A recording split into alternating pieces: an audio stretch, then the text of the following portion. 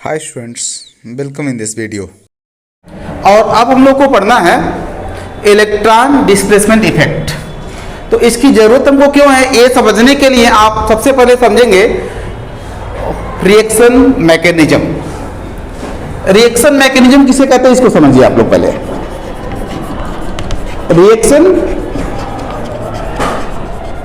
Mechanism, देखो mechanism का हिंदी होता है,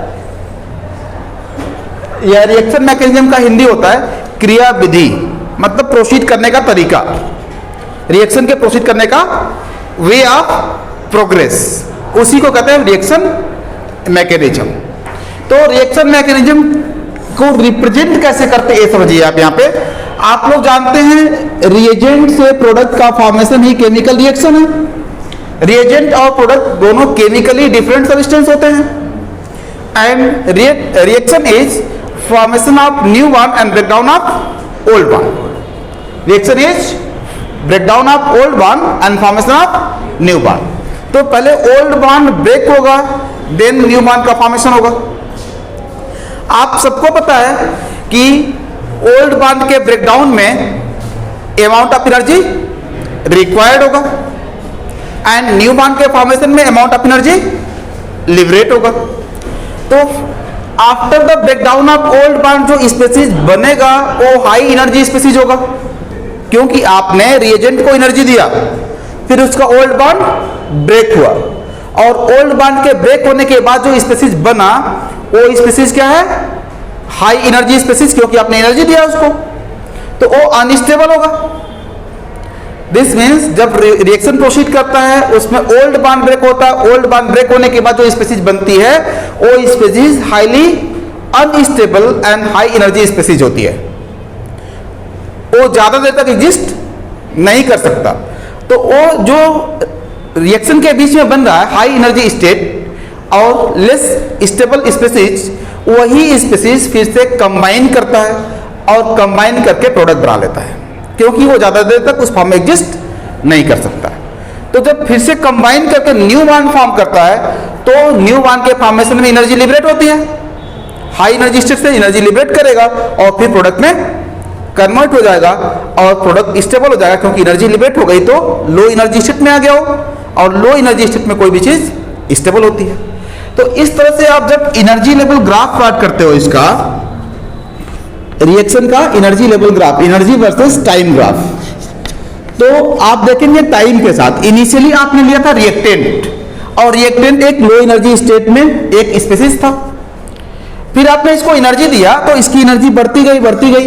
जब इसके ओल्ड बॉन्ड को ब्रेक करने के लिए ये एनर्जी इनफ हो गई तो इसका ओल्ड बॉन्ड ब्रेक हो गया और यहां पे बन गया एक अनस्टेबल स्पीसीज, यहां पे बन गया एक अनस्टेबल स्पीसीज। अब ये अनस्टेबल स्पीसीज फिर से न्यू बॉन्ड बना रहा है और इसकी एनर्जी घट जा रही है फिर, और ये बन जा रहा है प्रोडक्ट। तो फाइनली आपको यहां पे प्रोडक्ट मिल जा रहा है। एक ग्राफ आप लोग पढ़े होंगे। अब यहां से न्यू बॉन्ड ओल्ड बॉन्ड के ब्रेक डाउन के लिए जितनी एनर्जी रिक्वायर्ड है, जो एनर्जी आपने रिएक्टेंट को प्रोवाइड किया, इसी एनर्जी को हम कहते हैं activation energy of the reaction. Activation energy सुने आप लोग, ओल्ड बॉन्ड को ब्रेक करके हाईली अनस्टेबल स्पीसीज बनाने के लिए जो फिर से कंबाइन करके प्रोडक्ट बनाएगा, उस स्पीसीज को बनाने के लिए जितनी एनर्जी चाहिए वही एनर्जी क्या है, activation energy of the reaction. अब यहां पे ए रिएजेंट हाईली अनस्टेबल स्टेट में पहुंच गया, फिर ए ब्रेक होगा और इससे प्रोडक्ट बनेगा, कंबाइन करेगा तो प्रोडक्ट बना लेगा। तो ये जो एनर्जी है दिस इज एक्टिवेशन एनर्जी। जितना एनर्जी रिएक्टेंट के पास पहले से था इसे हम कहते हैं average energy of the reactant, this is average energy of the product. और ये पूरी जो एनर्जी है इस एनर्जी को कहते हैं हम threshold energy of the reaction, यानी कि रिएक्शन को प्रोसीड करने के लिए एनी हाउ इतना एनर्जी चाहिए ही चाहिए, इतना एनर्जी नहीं रहेगा तो रिएक्शन प्रोसीड नहीं करेगा। जैसे देखिए कंबंशन एक स्पॉन्टेनियस प्रोसेस आप जानते हो, यहां लकड़ी भी है, ऑक्सीजन भी है, लेकिन जल नहीं रहा है, क्योंकि इसको जो थ्रेशोल्ड एनर्जी चाहिए वो नहीं है। बात समझ में आया? तो एक सर्टेन अमाउंट ऑफ एनर्जी होता है, जितना एनर्जी रिएक्शन को प्रोसीड करने के लिए चाहिए ही होता है, उस एनर्जी को कहते हैं हम थ्रेशोल्ड एनर्जी। अब रिएक्टेंट के पास उसमें से कुछ एनर्जी तो पहले से है, और रिएक्टेंट का एवरेज एनर्जी है।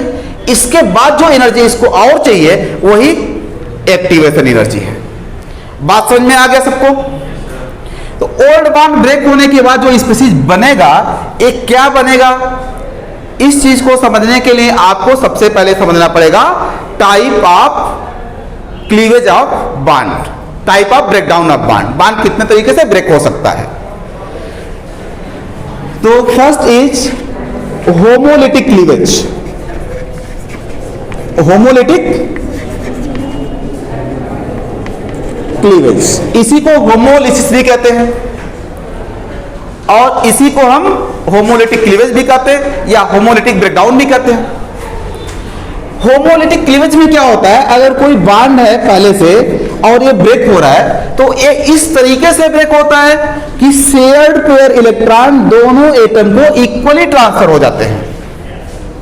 This means breakdown of bond in such a way that both the bonded atom gets one electron from the shared pair। दोनों एटम के बीच में एक इलेक्ट्रॉन पेयर है, उस इलेक्ट्रॉन पेयर में से दोनों एक एक इलेक्ट्रॉन ले लेंगे और बॉन्ड ब्रेक हो जाएगा।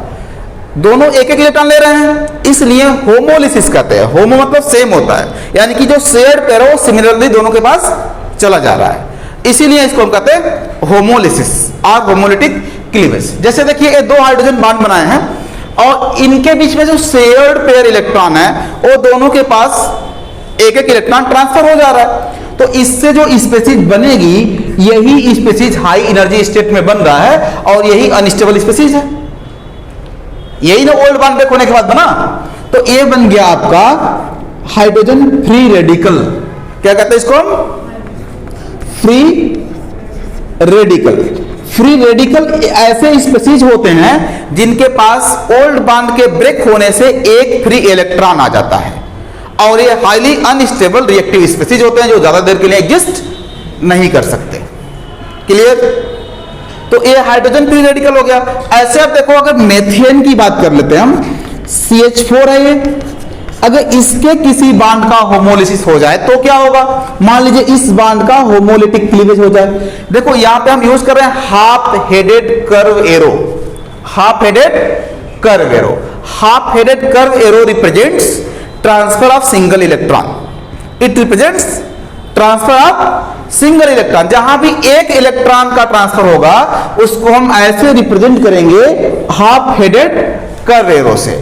एरो का टेल वहां रहेगा जहां से इलेक्ट्रॉन जा रहा है, और एरो का हेड जहां इलेक्ट्रॉन पहुंच रहा है वहां रहेगा। तो आप इससे हाफ हेडेड कर्व एरो से एक सिंगल इलेक्ट्रॉन के ट्रांसफर को रिप्रेजेंट करते हैं। क्लियर? तो एक इलेक्ट्रॉन ट्रांसफर हुआ यहां, तो एक इलेक्ट्रॉन इस बार में अभी बचा है, वो ट्रांसफर हो जाएगा कार्बन के पास। तो इससे बन जाएगा CH3 free radical and hydrogen free radical. ये दोनों फ्री रेडिकल है। इसे हम कहेंगे मेथिल फ्री रेडिकल। ये मेथिल ग्रुप होता ना, तो इसको हम मेथिल फ्री रेडिकल कहेंगे, फ्री रेडिकल। और इसको कहेंगे हम हाइड्रोजन फ्री रेडिकल।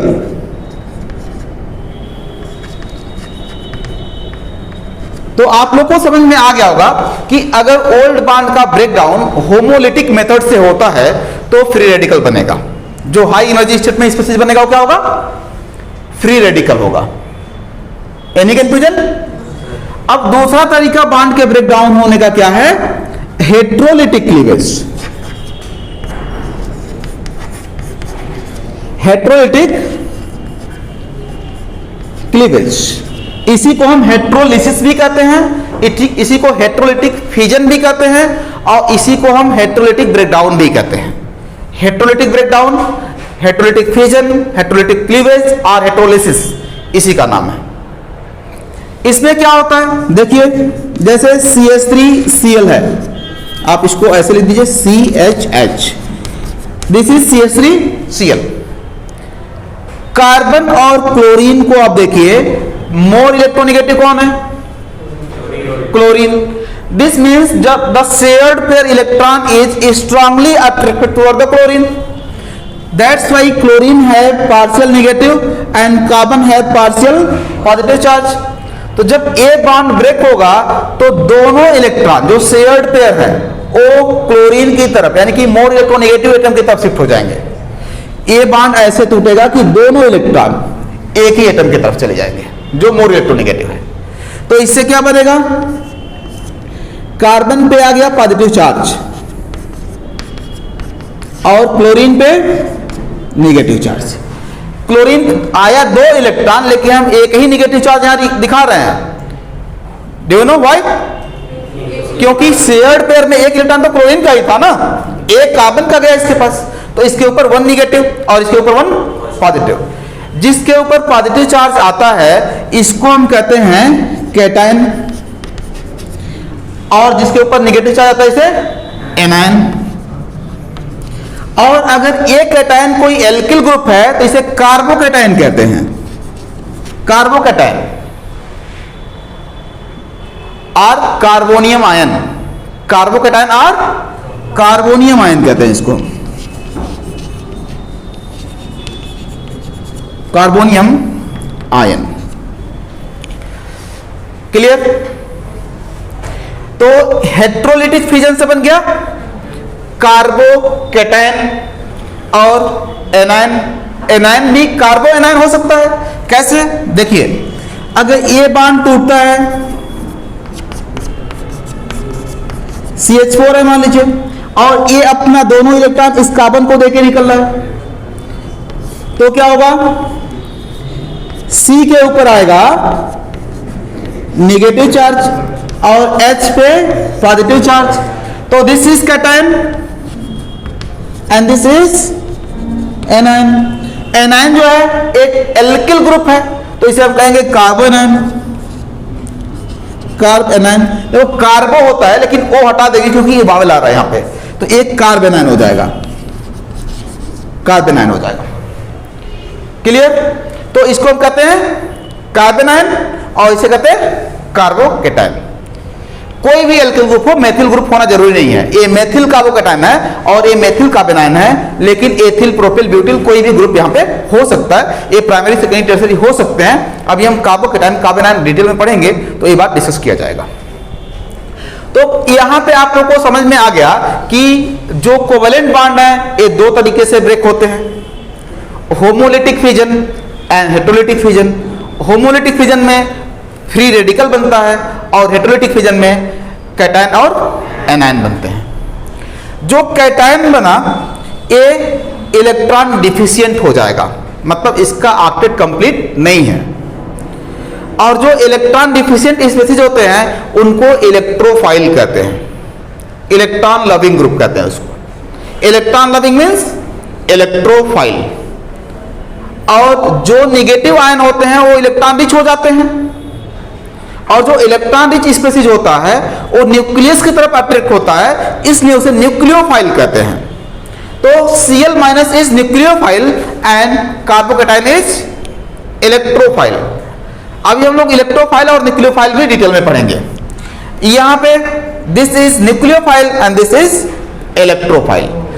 तो जो हेटेरोलिटिक क्लीवेज होगा it generate electrophile and nucleophile and homolytic cleavage generates free radical. और यही तीन स्पीशीज आपको पढ़ना है। जनरेट तो और भी होते हैं, कार्बेन्स भी बनते हैं, नाइट्रेन्स भी बनते हैं, लेकिन वो आप लोगों को नहीं पढ़ना। आप लोग को यही तीन स्पीशीज पढ़ना है। क्या? कार्बोकैटायन, कार्बन आयन और फ्री रेडिकल। ये तीनों कहां पढ़ना है आपको? जो हाईली अनस्टेबल स्पीशीज बनेगा ओल्ड बॉन्ड के ब्रेक होने के बाद वहां पे। मतलब इसको हम कहते हैं रिएक्शन इंटरमीडिएट। रिएक्शन के बीच में बन रहा ना, रिएक्शन के बीच में हाईली अनस्टेबल स्पीशीज बन रहा है, इसलिए इनको हम कहते हैं रिएक्शन इंटरमीडिएट। और ओल्ड बॉन्ड ब्रेक होने से जो रिएक्शन इंटरमीडिएट बनता है उसको हम यहां तीन फॉर्म में पढ़ना हमको, फ्री रेडिकल, कार्बोकैटायन और कार्बन आयन के फॉर्म में। बात समझ में आ गया? कोई कंफ्यूजन किसी को? अब इसको देखिए आप लोग, अगर मान लो किसी रिएक्शन में दो तरह के कार्बोकैटायन बन रहे हो तो दो तरह का प्रोडक्ट भी बनेगा उससे। उस रिएक्शन में मोर देन वन प्रोडक्ट बनने लगेगा क्योंकि मोर देन वन कार्बोकैटायन बन रहा है। तो ऐसे कंडीशन में कौन सा प्रोडक्ट ज्यादा अमाउंट में बनेगा और कौन प्रोडक्ट कम अमाउंट में बनेगा, ये डिसाइड करने के लिए हमको देखना पड़ेगा कि which one carbocation is more stable and which one carbocation is less stable.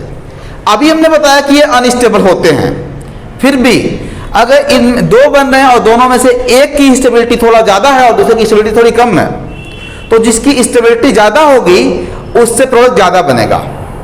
देखिए यहां पे थोड़ा सा कंट्रोवर्सी है, बात को समझिए आप लोग। हमने कहा कि ये अनस्टेबल है, फिर कह रहे हैं कि जिसकी स्टेबिलिटी ज्यादा होगी उससे ज्यादा प्रोडक्ट बनेगा। तो स्टेबिलिटी ज्यादा होने का सेंस ये है कंपैरेटिवली मोर स्टेबल है, वो है तो अनस्टेबल हो भी, इतना स्टेबल नहीं है कि वो एग्जिस्ट कर सके, वो एग्जिस्ट नहीं करेगा। रिएक्शन मिक्सचर से उसको हम सेपरेट, अगर टेस्ट ट्यूब में रिएक्शन परफॉर्म कर रहे हैं तो जो कार्बोकेटाइन बनेगा उसमें, उसको हम सेपरेट आउट करके स्टोर नहीं कर सकते, कितना भी स्टेबल हो, वो है अनस्टेबल, उसको सेपरेट करना पॉसिबल नहीं है। लेकिन कंपैरेटिवली जो मोर स्टेबल होगा उस पे रिएक्ट, जो नेक्स्ट स्पीसीज है जो नया बॉन्ड बनाने आ रहा है, उस स्पीसीज का अटैक करने की प्रोबेबिलिटी बढ़ जाएगा, क्योंकि वो सॉल्यूशन में ज्यादा देर के लिए एग्जिस्ट कर रहा है तो उस पर अटैक होने के चांसेस ज्यादा रहेंगे, और जो सॉल्यूशन में बहुत कम समय के लिए एग्जिस्ट कर रहा है उस पर अटैक की प्रोबेबिलिटी भी कम रहेगी। तो जिससे अटैक की प्रोबेबिलिटी ज्यादा होगी उसी से ज्यादा प्रोडक्ट बनेगा। इसलिए जो रिएक्शन इंटरमीडिएट मोर स्टेबल होते हैं उनसे ज्यादा प्रोडक्ट बनता है। तो आपको रिएक्शन के मैकेनिज्म को और प्रोडक्ट कौन ज्यादा बनेगा कौन कम बनेगा, ये पूरी बात समझने के लिए आपको समझना पड़ेगा stability of free radical, stability of carbocation and stability of carbanion. अब ये स्टेबिलिटी समझने के लिए आपको इलेक्ट्रॉन डिस्प्लेसमेंट इफेक्ट समझना पड़ेगा। इलेक्ट्रॉन डिस्प्लेसमेंट इफेक्ट क्यों समझना पड़ेगा, इस बात को समझने के लिए आप एक एग्जांपल समझ लीजिए। मान लीजिए एक खड़े हो गए और इनके ऊपर हमने 50 किलो रख दिया और कह दिया लेके खड़े रहो, तो शायद ये ज्यादा देर खड़े नहीं रह पाएंगे। अगर बगल से एक खड़े होकर 10 किलो और रख दें तो स्टेबिलिटी और घट जाएगी। अगर एक बगल से खड़ा होकर 10 किलो उठा लें तो स्टेबिलिटी बढ़ जाएगी। तो यही सेम कॉन्सेप्ट आप समझो मॉलिक्यूल के केस में, इसके ऊपर चार्ज रख दिया गया है तो ये स्टेबल नहीं है क्योंकि इसके ऊपर चार्ज है, ये चार्ज लेकर ज्यादा देर तक एग्जिस्ट नहीं कर पाएगा। अगर इससे जो अटैच ग्रुप हैं ये इसके चार्ज को थोड़ा थोड़ा अपने तरफ खींच लें तो इसकी स्टेबिलिटी बढ़ जाएगी, और अगर इसके साथ जो अटैच ग्रुप है इसके चार्ज को और बढ़ा दें तो इसकी स्टेबिलिटी घट जाएगी। यही कॉन्सेप्ट हमको समझना है, यानी कि हमको समझना है चार्ज की शिफ्टिंग कैसे होती है। चार्ज की शिफ्टिंग जब होगी तभी स्टेबिलिटी घटेगा या बढ़ेगा, और चार्ज की शिफ्टिंग को ही हम पढ़ते हैं इलेक्ट्रॉन डिस्प्लेसमेंट इफेक्ट में। तो अब हमको पढ़ना है इलेक्ट्रॉन डिस्प्लेसमेंट इफेक्ट। समझ में आया? इलेक्ट्रॉन डिस्प्लेसमेंट इफेक्ट में क्या पढ़ना होता है हमको? Shifting of charge in a covalent molecule. Covalent molecule में चार्ज कैसे शिफ्ट हो सकता है, इस चीज का स्टडी हम करते हैं इलेक्ट्रॉन डिस्प्लेसमेंट इफेक्ट में। Electron displacement effect. देखो इलेक्ट्रॉन डिस्प्लेसमेंट इफेक्ट दो तरह के होते हैं, आप लोग को चार पढ़ना है, उन चारों को दो कैटेगरी में डिवाइड कर सकते हैं। First is permanent effect and second is temporary effect.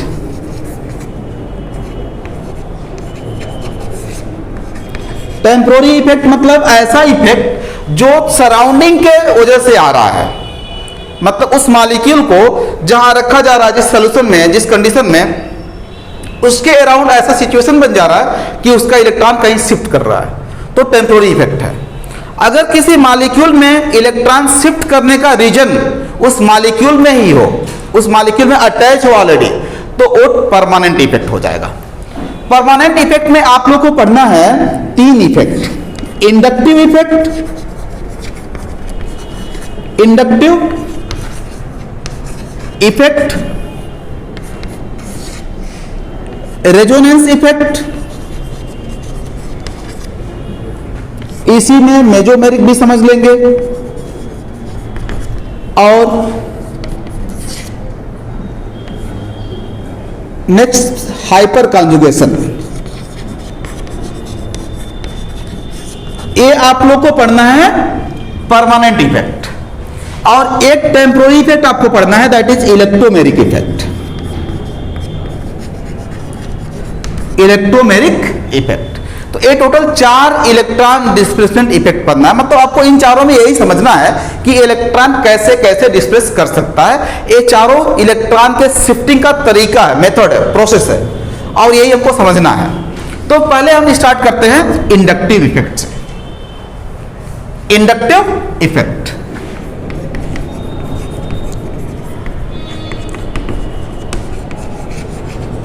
Inductive effect, देखो inductive effect means induction of polarity on a non polar chain of sigma bond. आपको पता है कार्बन एक चेन बना लेता है, सिग्मा बॉन्ड का एक चेन बन जाएगा। अब ये जो चेन है ये पोलर नहीं है, पोलर नहीं है यानी कि पोलराइजेबिलिटी इसकी अपनी प्रॉपर्टी नहीं है। फिर भी अगर इस पे पोलरिटी अराइज होती है तो उसे कहेंगे इंड्यूस्ड पोलरिटी। इंड्यूस्ड पोलरिटी मतलब कोई प्रॉपर्टी किसी सब्सटेंस की अपनी प्रॉपर्टी ना हो और फिर भी उसके ऊपर अराइज हो जाए प्रॉपर्टी, तो उसे हम इंड्यूस्ड प्रॉपर्टी कहते हैं। जैसे आप लोग इंड्यूस्ड मैग्नेटिज्म पढ़े होंगे, तो ऐसे ये प्रॉपर्टी पोलरिटी इसकी प्रॉपर्टी नहीं है क्योंकि ये नॉन पोलर बॉन्ड है सब। लेकिन अगर किसी भी वजह से इसके ऊपर पोलरिटी अराइज होता है, पोलरिटी का मतलब समझ रहे हैं ना आप लोग, पार्शियल चार्ज, पार्शियल आयनिक कैरेक्टर इसके ऊपर अराइज होता है, तो इसको हम कहेंगे इंड्यूस्ड पोलरिटी। कैसे अराइज हो सकता है, यहां पे Cl अटैच कर दीजिए, तो क्लोरीन और कार्बन के बीच में जो बॉन्ड है पोलर हो जाएगा। इसका तो नेचर है पोलर, क्योंकि chlorine is more electronegative than carbon. तो यहां पे पार्शियल नेगेटिव और यहां पार्शियल पॉजिटिव चार्ज अराइज हो रहा है। Any confusion? देन इस कार्बन के ऊपर पार्शियल पॉजिटिव चार्ज अराइज होने की वजह से इसका इफेक्टिव न्यूक्लियर चार्ज बढ़ जाएगा। न्यूक्लियस में प्रोटॉन उतना ही है, लेकिन ऊपर जो इलेक्ट्रॉन डेंसिटी था वो कम हो गया, तो न्यूक्लियस के पॉजिटिव चार्ज का इफेक्ट बढ़ जाएगा। तो ए इस शेयर्ड पेयर को स्ट्रांगली खींचेगा अपने तरफ, जितना ए खींच रहा है उससे स्ट्रांगली खींचेगा, यानी कि this carbon become more electronegative than this carbon. तो ए इसको अपने तरफ अट्रैक्ट करेगा, तो यहां पे भी पार्शियल चार्ज आएगा, पार्शियल का भी पार्शियल आपको, जितना चार्ज इसके ऊपर आया है उससे कम चार्ज यहां आएगा। फिर इसकी इलेक्ट्रोनेगेटिविटी बढ़ गई तो ए इसके इलेक्ट्रॉन को अपने तरफ खींचेगा, तो इस पे भी पार्शियल चार्ज ऐसे अराइज हो जाएगा, लेकिन इसका भी पार्शियल, पार्शियल का पार्शियल का पार्शियल। तो ऐसे ए पोलरिटी आगे बढ़ती चली जाएगी। ए 3 सिग्मा बॉन्ड के लेंथ तक सिग्निफिकेंट अमाउंट में चार्ज को ट्रांसफर करता है। 3 सिग्मा बॉन्ड के लेंथ के बाद जो इसकी मैग्नीट्यूड होती है वो नेग्लिजिबल होती है, इसको हम नेग्लेक्ट कर देते हैं। मतलब यहां तक इसकी लेंथ, यहां तक जो शिफ्टिंग ऑफ चार्ज है दैट इज सिग्निफिकेंट, और इसके बाद जो शिफ्टिंग हो रहा दैट इज नेग्लिजिबल। तो आप जब इंडक्टिव इफेक्ट को डिफाइन करोगे तो कह सकते हैं induction of polarity on a chain of non polar sigma bond is called inductive effect. या आप कह सकते हैं shifting of the charge density, electron density through the chain of sigma bond, through the chain of sigma bond is called inductive effect. Sigma bond के chain के through अगर electron एक side में शिफ्ट होता जा रहा है तो इसी प्रोसेस को कहते हैं हम इंडक्टिव इफेक्ट। Any confusion? अब देखो यहां पे 2 तरह के ग्रुप हैं। ये एक ग्रुप है जो इलेक्ट्रॉन को अपने तरफ खींच रहा है, और एक ग्रुप ए है जो इलेक्ट्रॉन इसको दे रहा है। तो इसको कहते हैं हम electron releasing group, electron releasing group, electron release, ये अपना इलेक्ट्रॉन इसको डोनेट कर रहा है, और इसे कहते हैं electron withdrawing group, electron withdrawing. ये इलेक्ट्रॉन को विथड्रॉ कर रहा है, इसको इलेक्ट्रॉन डोनेटिंग ग्रुप भी कहते हैं। इलेक्ट्रॉन रिलीजिंग को इलेक्ट्रॉन डोनेटिंग ग्रुप भी कहते हैं, और इसको इलेक्ट्रॉन विथड्रॉइंग ग्रुप कहते हैं। ये अपने तरफ इलेक्ट्रॉन को खींच रहा है। जो ग्रुप इलेक्ट्रॉन डोनेट करता है इसको हम प्लस आई ग्रुप कहते हैं। प्लस आई मतलब पॉजिटिव इंडक्टिव ग्रुप, और जो इलेक्ट्रॉन विथड्रॉ करता है इसको कहते हैं minus I group. Minus I group means negative inductive group. अब देखिए जितने भी एल्किल ग्रुप है all are plus I group, और जितने भी ऐसे ग्रुप हैं जिनमें मोर इलेक्ट्रोनेगेटिव एटम है, मोर इलेक्ट्रोनेगेटिव देन कार्बन, वो सभी माइनस आई ग्रुप होंगे, क्योंकि कार्बन से जब भी जुड़ेगा तो इलेक्ट्रॉन अपनी तरफ खींचेगा। तो जो भी ऐसे ग्रुप आप लोग पढ़े हैं अभी तक जिनमें कार्बन से ज्यादा इलेक्ट्रोनेगेटिव एटम पाया जाता है, वो सभी ग्रुप क्या होंगे? माइनस आई ग्रुप होंगे। और जो भी एल्किल ग्रुप आप पढ़े हैं प्राइमरी, सेकेंडरी, आइसो, नियो, वो सब क्या है? प्लस आई ग्रुप है। Clear? Any confusion? Plus I group और प्लस आई इफेक्ट। अब आपको समझना है जो इंडक्टिव इफेक्ट है दो तरह का है। प्लस आई ग्रुप का जो इफेक्ट है इसे हम पॉजिटिव इंडक्टिव इफेक्ट कहते हैं, और माइनस आई ग्रुप का जो इफेक्ट है इसे कहते हैं निगेटिव इंडक्टिव इफेक्ट। निगेटिव का मतलब होता है डिक्रीज होना, और पॉजिटिव का मतलब होता है इंक्रीज होना।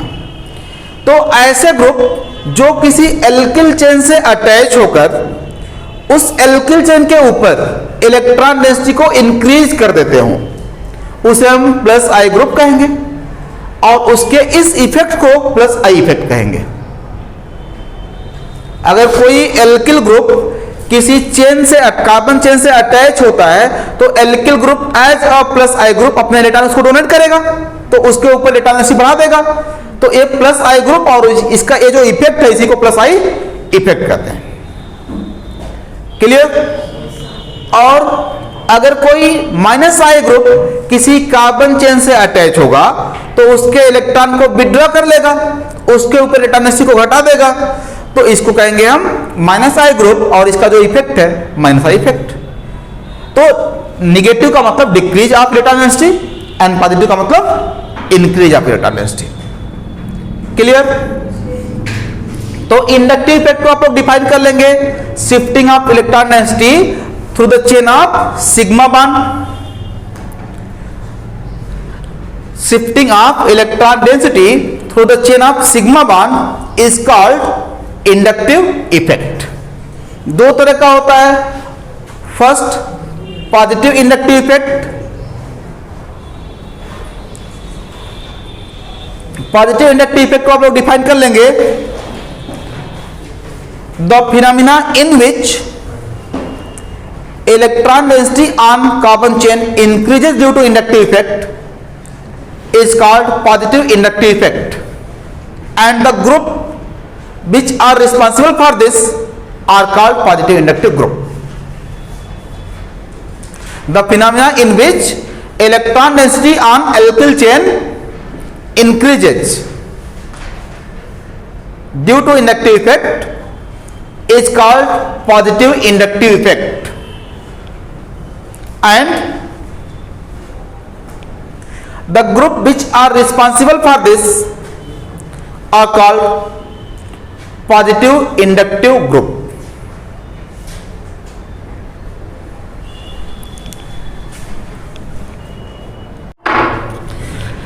तो आप लोग प्लस आई ग्रुप का एग्जांपल नोट कर लीजिए। All the alkyl group are plus I group. All the alkyl group are plus I group. जैसे आप देखो कोई टर्सरी एल्किल ग्रुप है तो ये ऐसे ए कहीं जुड़ेगा तो मतलब इस बॉन्ड से ए किसी चेन से जुड़ेगा तो उस चेन पे इलेक्ट्रॉन डेंसिटी बढ़ा देगा। अगर सेकेंडरी है तो ए बी प्लस आई है लेकिन इससे कम इलेक्ट्रॉन डोनेट करेगा। ये बी प्लस आई है लेकिन इतना इलेक्ट्रॉन डोनेट नहीं करेगा जितना ए कर रहा है, तो इसकी इलेक्ट्रॉन डोनेटिंग इफेक्ट कम है, प्लस आई इफेक्ट पुअर है।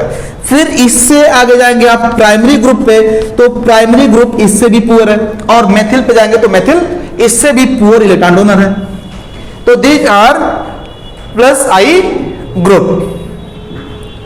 क्लियर? सबसे पुअर प्लस आई ग्रुप होता है हाइड्रोजन। आप समझो हाइड्रोजन को ही न्यूट्रल मान लिया गया है। जो स्पीसीज हाइड्रोजन से ज्यादा इलेक्ट्रोनेगेटिव है वो माइनस आई, जो कम है वो प्लस आई। हाइड्रोजन ही रेफरेंस पॉइंट है। क्लियर? ए हो गया। माइनस आई ग्रुप का एग्जांपल नोट कर लीजिए आप लोग। OH, Cl, Br, NO2, CN, NC, ये सब जो ग्रुप हैं ये सब माइनस आई ग्रुप हैं। जिस कार्बन चेन से जुड़ेंगे उसके इलेक्ट्रॉन को अपने तरफ खींचेंगे। तो आप लोग को plus I and minus I effect समझ में आ गया। तो हम इसका एप्लीकेशन थोड़ा सा डिस्कस करते हैं, इसका यूज क्या है। तो फर्स्ट यूज टू डिस्क्राइब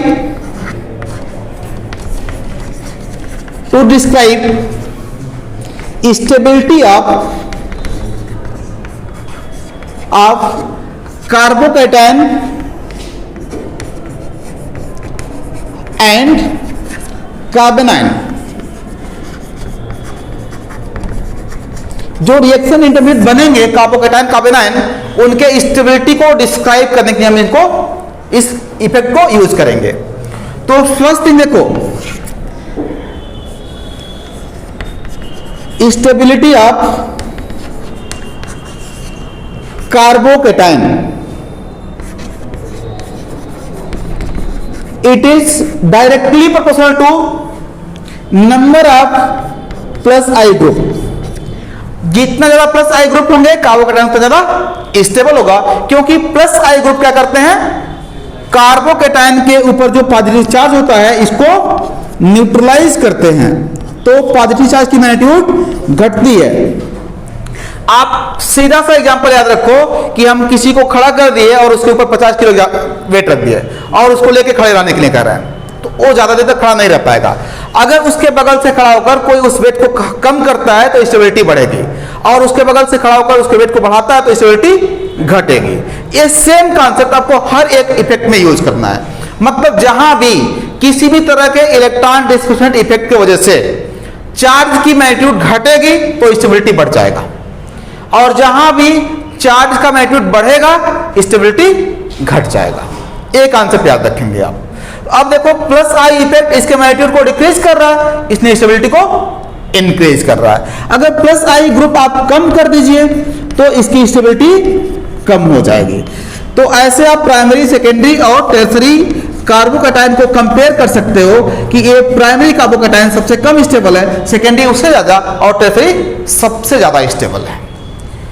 दूसरी चीज देखिए, stability of carbocation is inversely proportional to minus I group. अगर माइनस आई ग्रुप बढ़ेंगे तो क्या होगा, स्टेबिलिटी घट जाएगा, क्योंकि माइनस आई ग्रुप क्या करेंगे, इसके चार्ज के मैग्नीट्यूड को बढ़ाएंगे। जैसे आप ये देखो, एक टर्सरी कार्बोकैटायन है और दूसरा भी हम लेते हैं टर्सरी कार्बोकैटायन, लेकिन यहां पे हम Cl जोड़ देते हैं, तो Cl is minus I group. ये इसके चार्ज के मैग्नीट्यूड को बढ़ा रहा है, ये दोनों तो घटा रहे हैं लेकिन ये बढ़ा रहा है, तो जितना स्टेबल ए है उससे कम स्टेबल ए हो जाएगा, क्योंकि यहाँ पे ओनली प्लस आई ग्रुप है स्टेबिलिटी को बढ़ाने वाले ग्रुप। यहाँ पे दो ग्रुप स्टेबिलिटी को बढ़ा रहे हैं, तीसरा घटा रहा है, और यहाँ पे क्या तीनों बढ़ा रहे हैं, तो ज्यादा स्टेबल कौन है, फर्स्ट वन। फिर आप इन दोनों कार्बन पे CH_Cl जोड़ दीजिए, CH2Cl। अब क्या होगा, इसकी स्टेबिलिटी और घट जाएगी।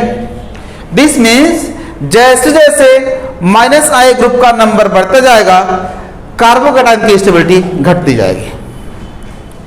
क्यों, क्योंकि माइनस आई ग्रुप कैटायन के पॉजिटिव चार्ज को इंक्रीज कर रहा है, तो स्टेबिलिटी डिक्रीज होगी। क्लियर। तो कार्बोकैटायन का स्टेबिलिटी समझ में आ गया आप लोग को, इसको नोट कर लीजिए ऑर्डर। नेक्स्ट देखिए, stability of carbanion, stability of carbanion. Carbanions की जो स्टेबिलिटी है, this is directly proportional to minus I effect, minus I group. जितना ज्यादा माइनस आई ग्रुप होंगे इलेक्ट्रॉन अपनी तरफ खींचेंगे, तो कार्बेनाइन के ऊपर इलेक्ट्रॉन डेंसिटी को घटाएंगे, यानी कि स्टेबिलिटी बढ़ जाएगा।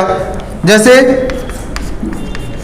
CH2Cl, CH2Cl, CH2Cl, ये तीनों क्या है, माइनस आई ग्रुप। अगर इस कार्बन पे नेगेटिव चार्ज है तो इस कार्बन के नेगेटिव चार्ज को घटा रहे हैं, स्टेबिलिटी बढ़ रहा है।